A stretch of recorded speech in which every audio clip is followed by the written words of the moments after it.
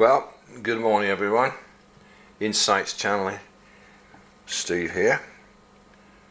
Today I thought I would read to you from one of my books. This one is taken from Eden Insights, which I find absolutely fascinating, which is has the Lost Books Adam and Eve, book 1 and 2 in it. And today I'm reading to you from book 2. Now this story is about Adam, and it's about a strange location where Adam was buried.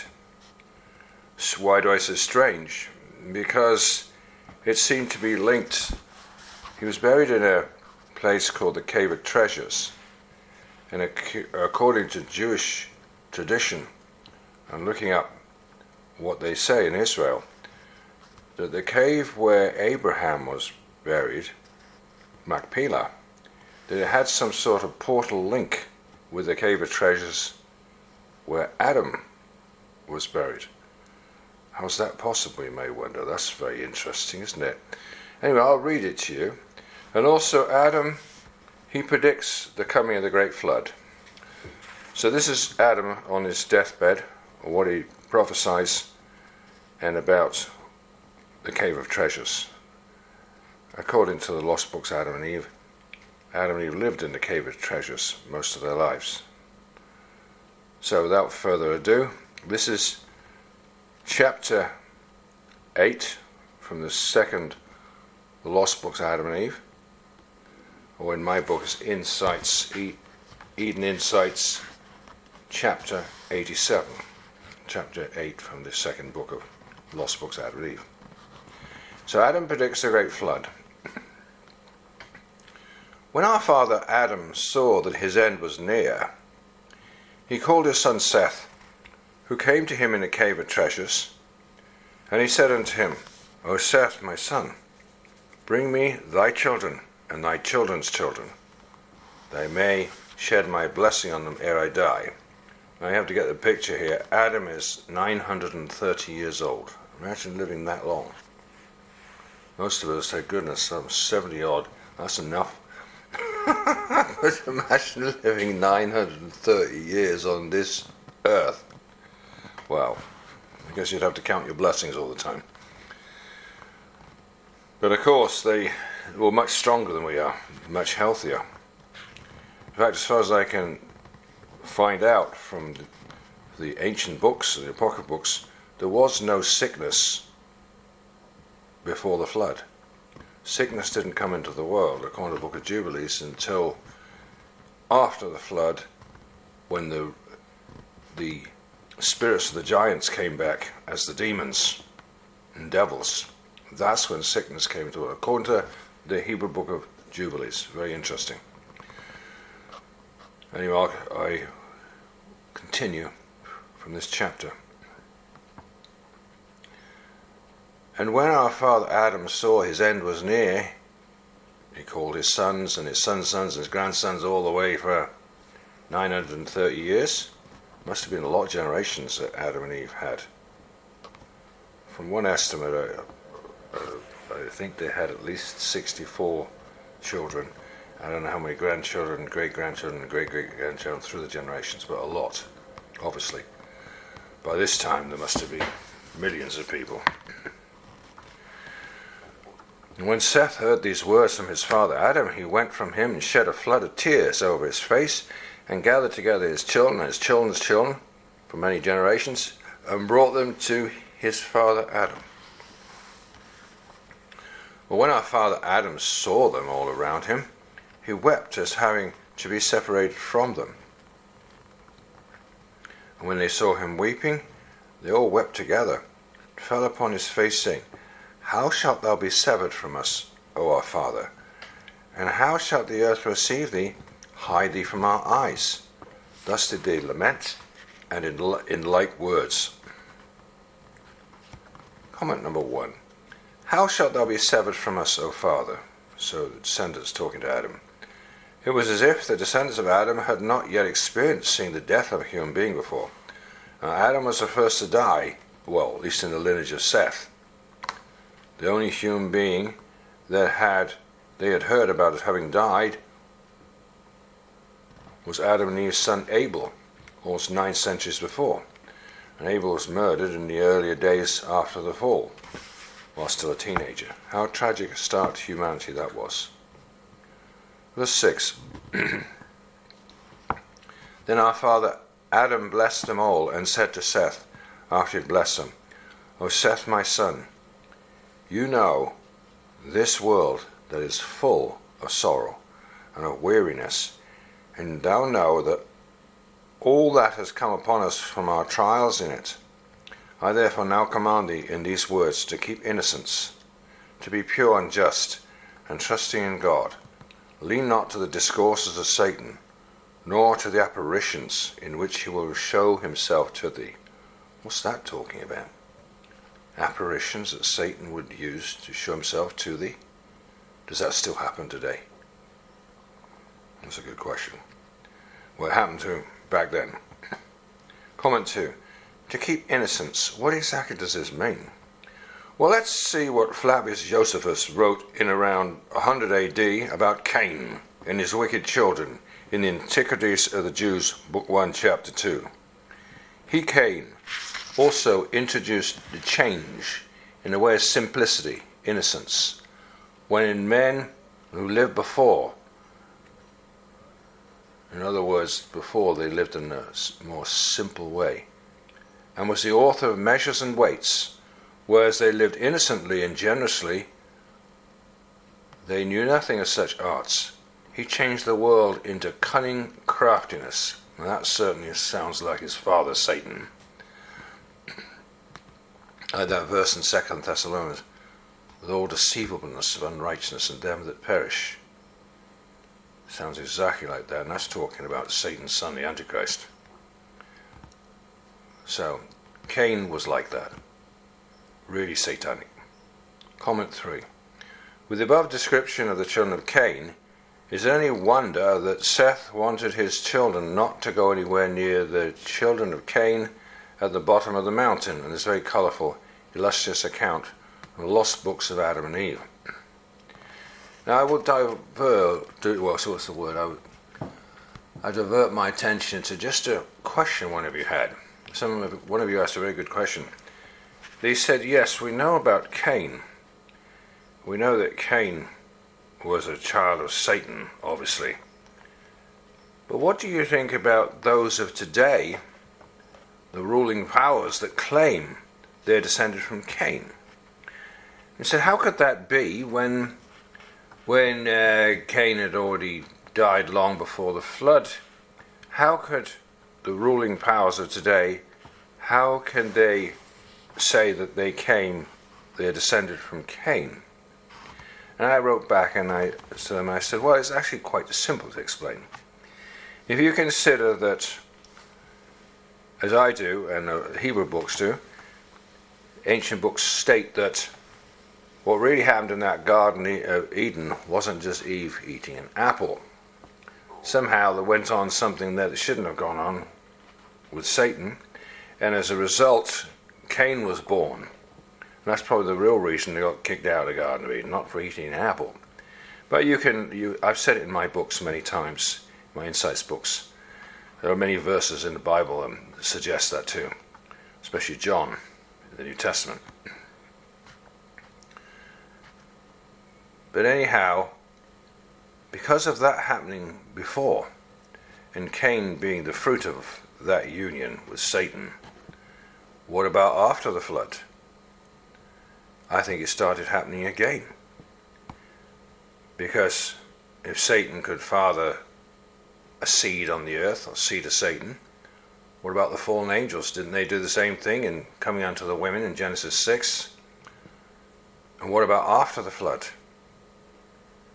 Well, if you read the book of Jubilees, it talks in quite detail about these things. You can read my book, Jubilees Insights, that talks about it, and the effect that disembodied spirits the giants had when they came back.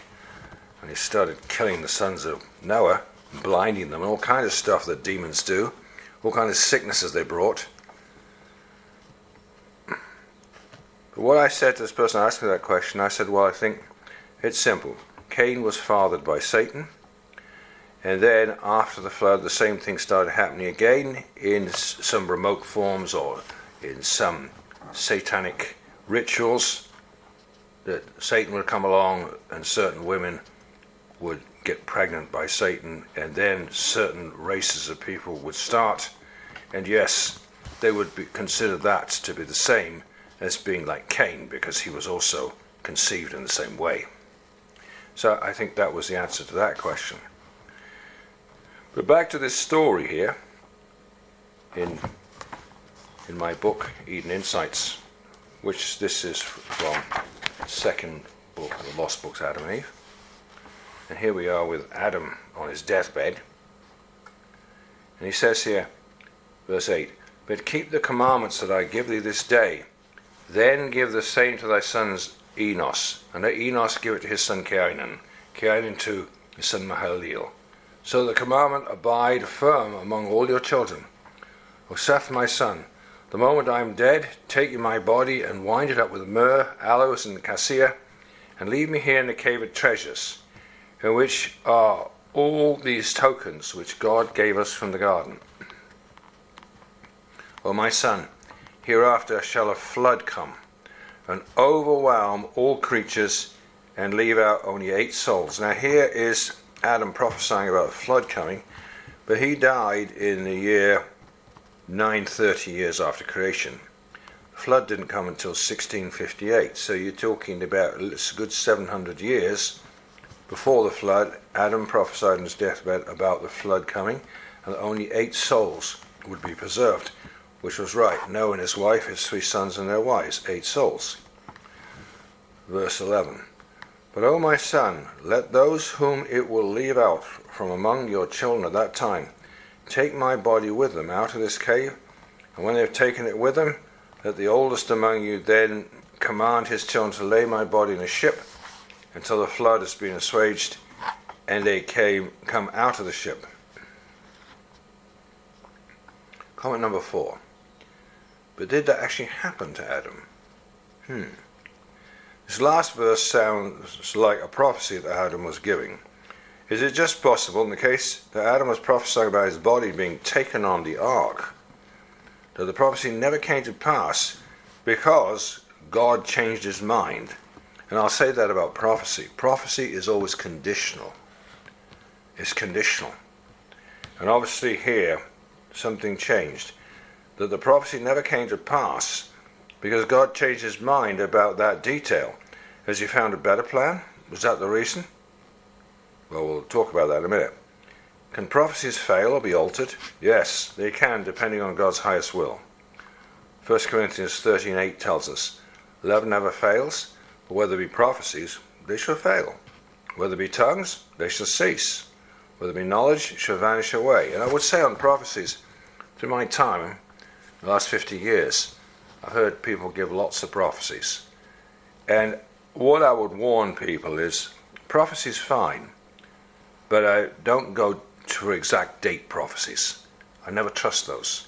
I've learned by experience, never trust date prophecies, because you've got to understand the spirit world is eternal. We live in this time zone, and we're often impatient that this should happen, and that should happen, and God should fulfill this, and that should happen. And I think we're all like that.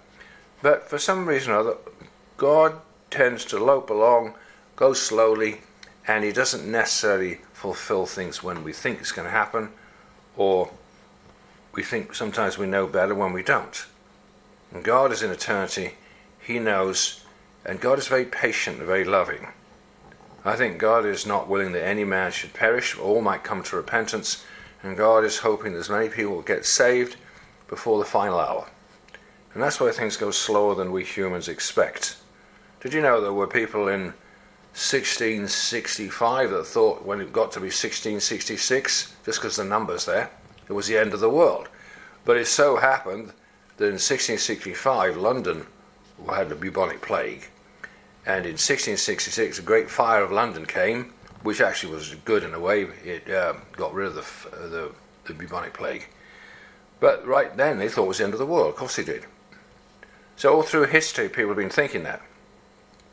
I think though today it's never been so close as to truly call it the last days and the end of the world, and I do think that's true. But not to put exact dates on things, because we don't live in eternity, God does. And so sometimes some prophecies people have gotten didn't happen quite the way they thought. So I think it's wiser even if you can see things, and I do believe God shows people things, gives them visions, gives them prophecy, and to them it looks incredibly real. It looks like it's about to happen at any moment. And they go shouting and telling everybody, which is okay. But I would say, even if you do have visions and dreams, which I do get too, don't put a date on it, because you could be wrong. Just wait till it happens.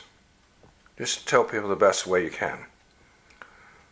Anyway, it seems here that Adam got a really accurate prophecy talking about there was going to be a great flood, only 8 souls will be saved, and that did happen about 700 years after he got that prophecy. But the other one about him being taken on the ark himself did not happen, as far as I know, as far as we all know.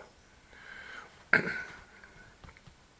was reading here that in 1 Corinthians 13:8, where there be prophecies, they shall fail, depending on the circumstances, depending on what God's will is.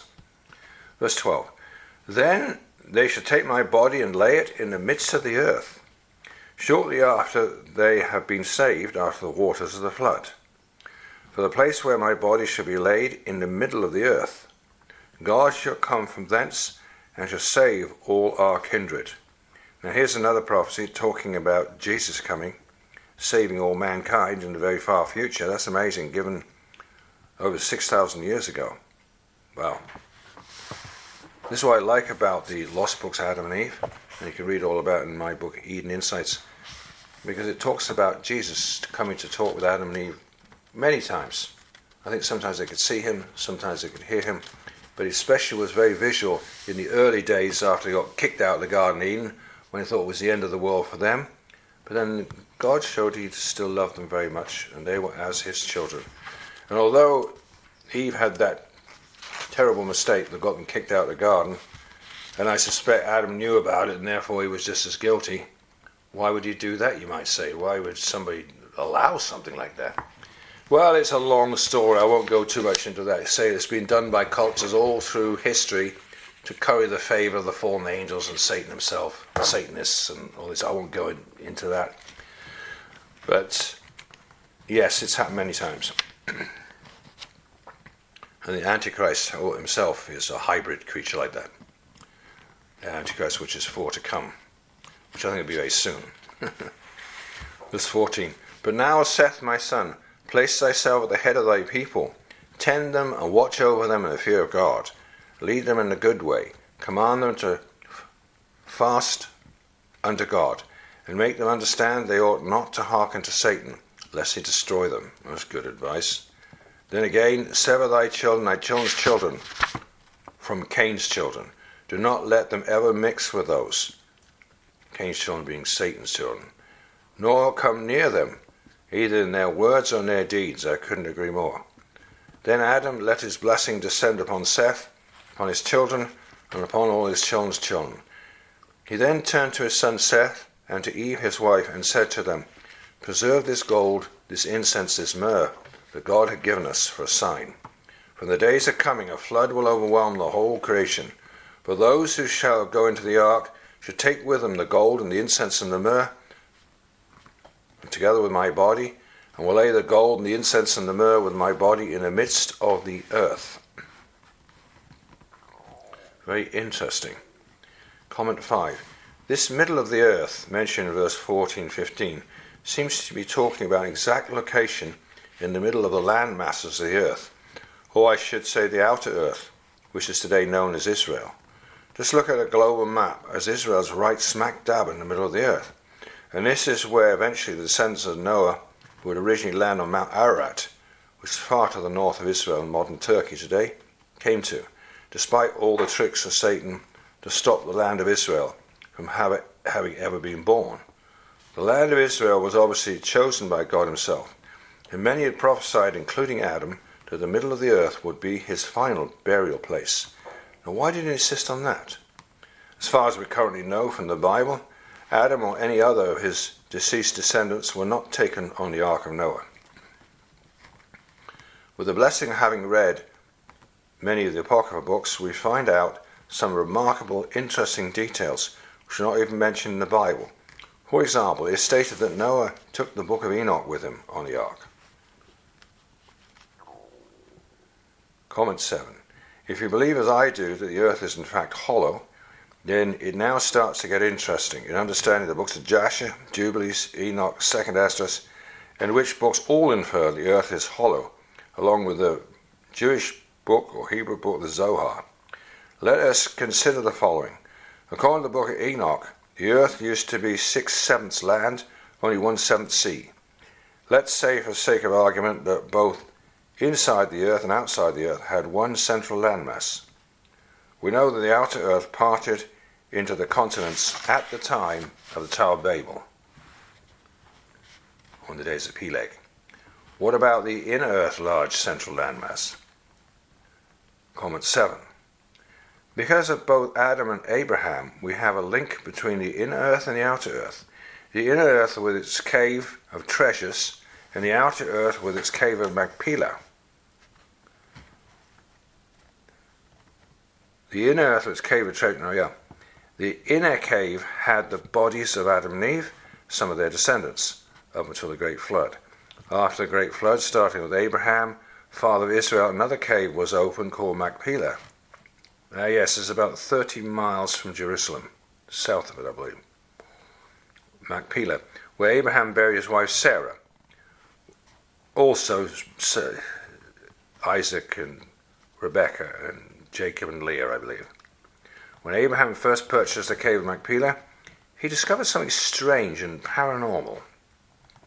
It says he found a cave within the cave of MACPELAH, a double cave, according to Jewish tradition, as mentioned in the book Zohar. And when he entered the cave of MACPELAH, he saw the bodies of Adam and Eve, which sat up and they talked to him. According to the Zohar, the Garden of Eden was directly below the cave of MACPELAH, where Abraham buried Sarah, and eventually he himself was all buried in that cave, yes, with the others I mentioned. So for some amazing, miraculous way, when Abraham purchased the cave of MACPELAH, he found it was no ordinary cave, but it had some sort of portal go right through the crust of the earth, right to the other side where the cave of treasures had been. And he could actually talk with the spirits of Adam and Eve. Amazing stuff. That's amazing stuff. You find that in Jewish books. Amazing to read. I said here, there seems to be a portal in time and space between these two caves, from the inner surface and the outer surface. MACPELAH and the cave of treasures. One contained the first man and woman in Adam and Eve, and Seth, some of their descendants before the Great Flood, and positioned on the inner surface of the earth, and the other cave showed the fulfillment of prophecy in the birth of the Holy Land fathered by Abraham. All the righteous from Adam to Enoch to Noah all talked about the land of Shem, or the land of Semites, being descendants of Shem. Comment 9. Middle Earth sticks out as an expression which has a lot of meaning than at first meets the eye, a lot more meaning. It only becomes clearer when one considers that the earth itself could indeed be hollow, as suggested by Halley of Halley Comets fame and Sir Isaac Newton and many scientists prior to the 1950s, when most people used to believe the earth is hollow, not solid. I made a video about this explaining it with some experiments, why I think the earth is hollow. Now you can see those, that channel I made about 4 years ago, that program. Verse 18. Then, after a long time, the city in which the gold and the incense and the myrrh found with my body shall be plundered. Of course, I don't know about this side of things, because if Adam stayed inside the earth and was not taken on the ark to the outside, then what does it mean? I don't know. But anyway, there's more details here, but I'll read it anyway, because this is a short chapter. Well, then after a long time, the city in which the gold, incense, and the myrrh, where we heard about gold, incense, and myrrh before, I found with my body, shall be plundered. When it is spoiled, the gold, the incense, and the myrrh shall be taken care of with the spoil that is kept. Naught of them shall perish until the word of God, they are talking about Jesus, the birth of Jesus, made man shall come. And it talks a lot about this in these lost books, Adam and Eve. about the Lord coming, and that they couldn't get back into the Garden of Eden until the Lord did come to the earth to save everybody. Amazing. Amazingly predicted so long ago, 5,000 years ago. When kings shall take them, and they shall offer to him, there's talk about 3 kings there, and shall offer to him gold in token of his being king, incense in token of his being God of heaven and earth, and myrrh token of his passion. Gold also as a token of his overcoming Satan and all our foes. Incense as a token who will rise from the dead and be exalted above things in heaven and things in the earth, and myrrh in token who would drink bitter gall and feel the pains of hell from Satan. Very interesting verses there. Imagine this is predicted by Adam. Is Adam saying this? Incredible. It's absolutely amazing. It's actually about just over 5,000 years ago. Not 6,000, 5,000 years ago, yeah. Just before Adam died.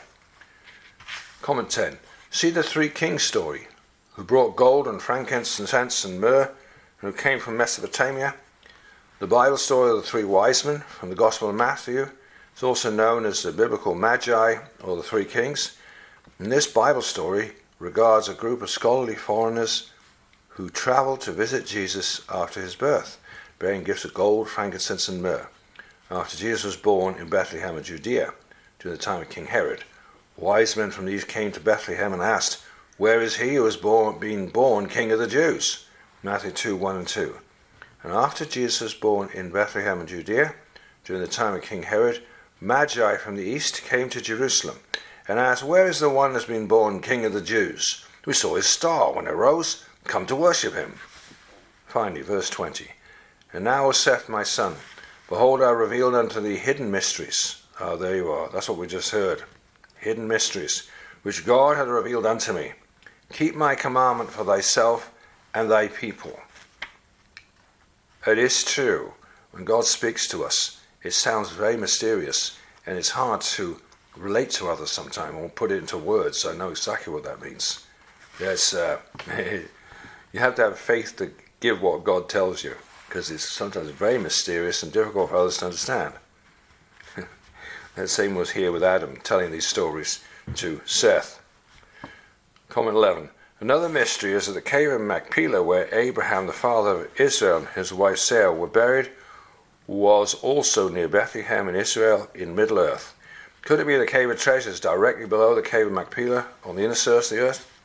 In answer to the question about Adam's body possibly not being taken on Noah's Ark, could the reason be why God changed his mind about this one was because just before the great flood, conditions on the earth were totally chaotic, with much ungodliness abounding, with scary giants roaming the earth and devouring everything in sight. It would have been extremely dangerous undertaking to transport the body of Adam around under those dangerous conditions. Furthermore, and much more importantly, Adam did not need to be moved from the location where he was buried and embalmed in the cave of treasures. Why? Because it turned out that later in time the cave of treasures became connected with the cave of MACPELAH through a portal through the crust of the earth, directly above it to the land of Bethlehem in Israel. These caves of MACPELAH are known to still be there in Israel. This is interesting because I mentioned before about portals, and I've said that the definition of portal is a doorway to other dimensions. And I've also mentioned about the Bermuda Triangles and how there used to be connections between the inner earth and the outer earth that have now been eroded, of course, because most of them are now in the sea instead of the land. But at one time they used to connect both the inside and the outside of the earth for whatever purposes God saw fit. But they did exist.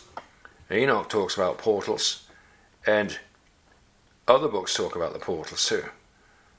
And here's another example of a portal there in Israel, from MACPELAH down to the Cave of Treasures.